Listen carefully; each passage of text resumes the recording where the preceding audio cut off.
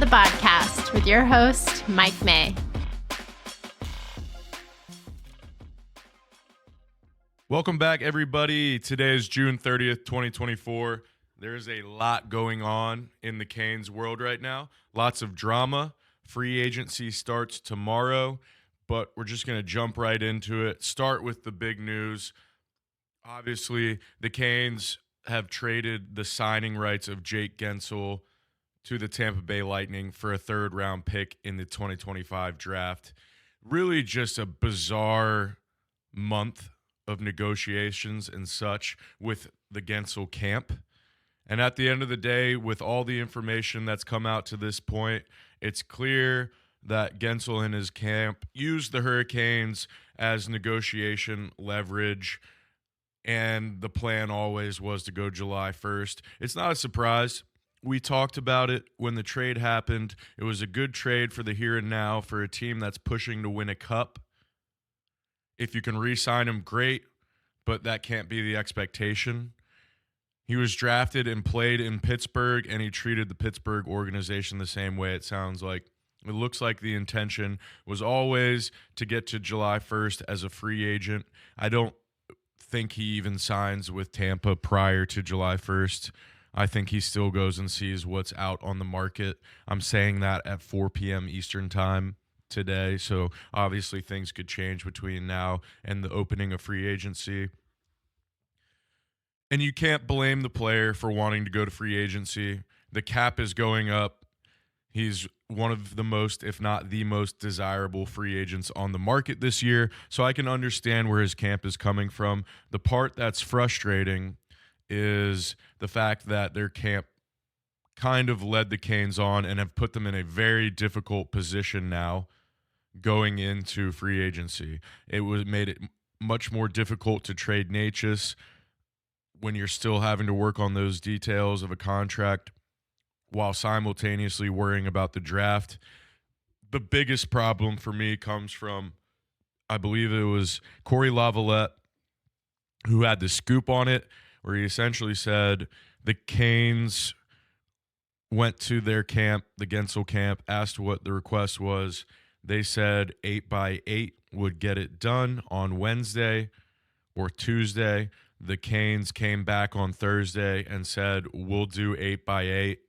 The Gensel camp came back and said, well, we're going to have to think about it after it was their own request, and ultimately decided to go to free agency.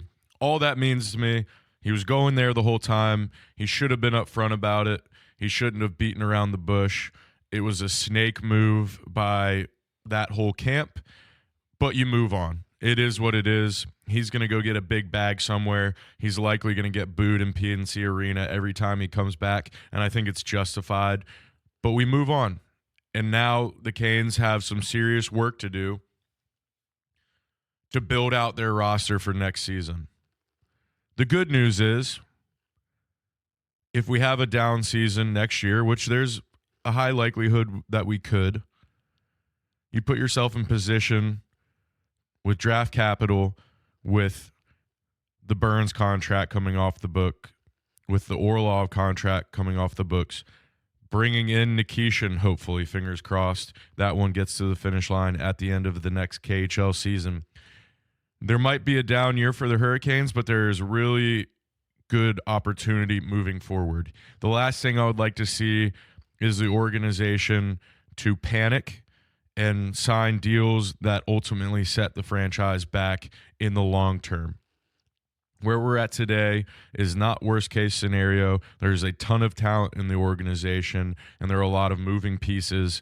I would like to see some of the young guys that I think have earned an opportunity to crack the roster get a chance. Guys like Ryan Suzuki, I think it's their time to break into the NHL. I think they're going to get a chance to do it this year.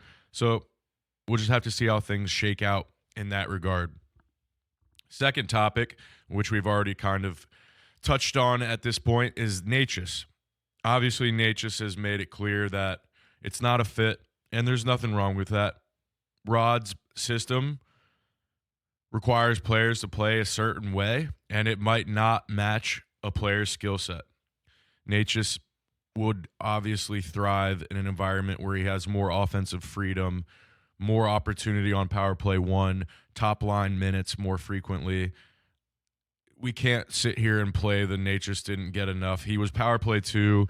He was one of the leaders on ice time for the Hurricanes. We can't play this whole the Hurricanes didn't utilize him. They utilized him. They just expected him to play a role that maybe wasn't the best for him. And his camp knows that. The Hurricanes likely know that.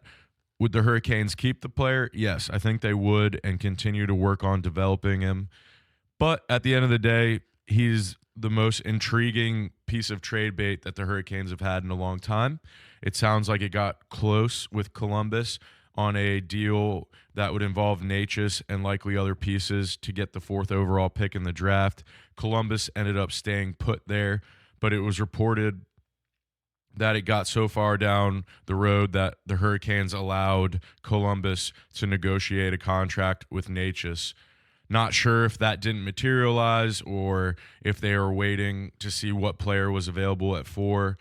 I'm not too sure what was the ultimate piece that made it fall through. It honestly could be that Natchez didn't want to go to Columbus.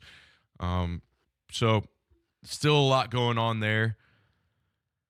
If the Canes don't take him to arbitration before tomorrow, he will be an RFA that can sign an offer sheet. If they do take him to arbitration, he would not be eligible for an offer sheet.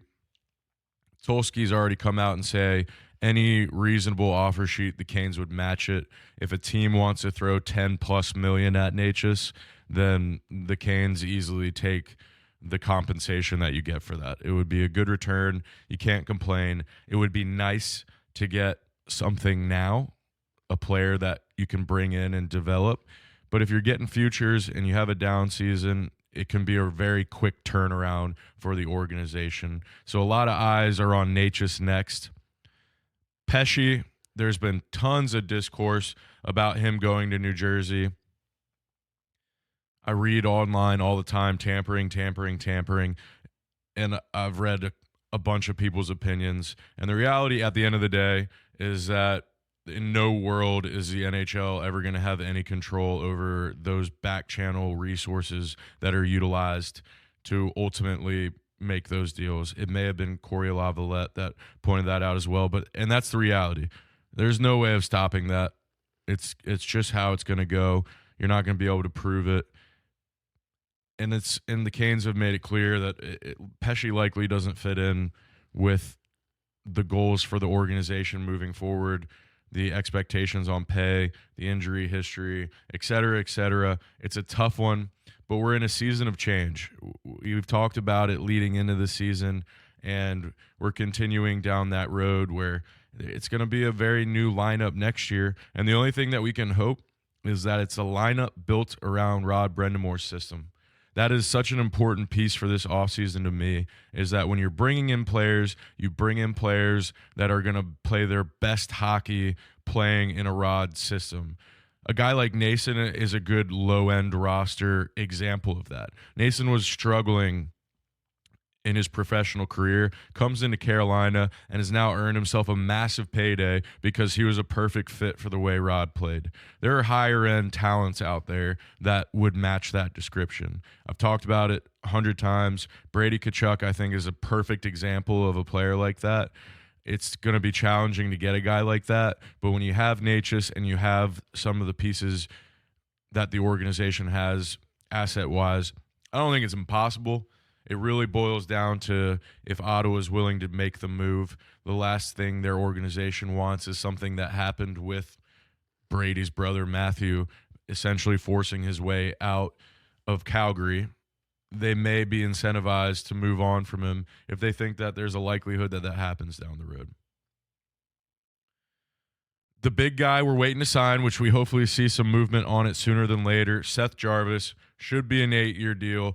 Should be a no-brainer. The issue is the Gensel drama, the Natchez drama has made it really hard for the Hurricanes to go out and get some of this RFA business done. Because at the end of the day, if you start stacking contracts on your roster and you're slowly eliminating cap space, it makes it a lot easier for an outside team to come in and make an offer sheet because you're cap strapped. So they're in a weird spot. Gensel moving on hopefully makes that a lot easier now over the next couple of days to bang out some of these contracts. If you can figure out what you're doing with Natchez sooner than later, even better. But those are the big names that we're working on right now. I know Canes fans don't like to see the fact that we know Teravainen's going to the market. We know Martinook's going to the market. And I know Canes fans struggle with the idea of that, but that is part of building a successful organization is you can't pay everybody top dollar. And sometimes players age out or don't fit the system as much as you'd like, and you have to move on. With UFAs coming up, the big name, obviously, Tampa has cleared all this cap space. They're making a serious run at Gensel. If they're able to get the deal done, it would likely mean that you say goodbye to Steven Stamkos. I could see the Hurricanes going after a guy like that. Get yourself a bona fide second-line center, somebody that's still putting up a ton of points, even at his, I think he's 34 years of age at this point. Still successful later in his career. I would not see hating a shorter-term deal, 3 or 4 years, to bring on a guy like Steven Stamkos that has a ton of experience, a ton of natural goal-scoring ability. So that's something to keep an eye on. Evander Kane's name has been thrown out as trade bait. Seems like there's potential that Edmonton is looking to move on from him. He's a player that I think would fit in well in the Kane system. There are the off-the-ice issues, the personality problems.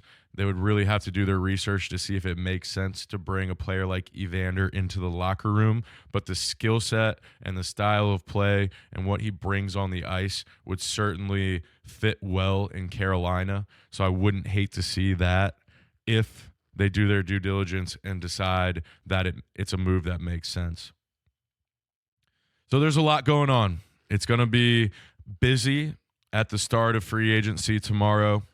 We're going to see a lot of names fly off the shelf really fast. It sounds like there's a lot of back channel negotiating going on throughout the league. So don't be surprised to see a lot of these names fly off the board tomorrow or early in the week, and really kind of set the tone for what the Canes need to do moving into next season.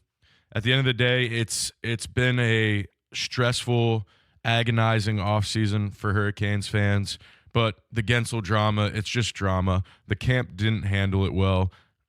Move on. Who cares? He played 28, 29 games with the Hurricanes.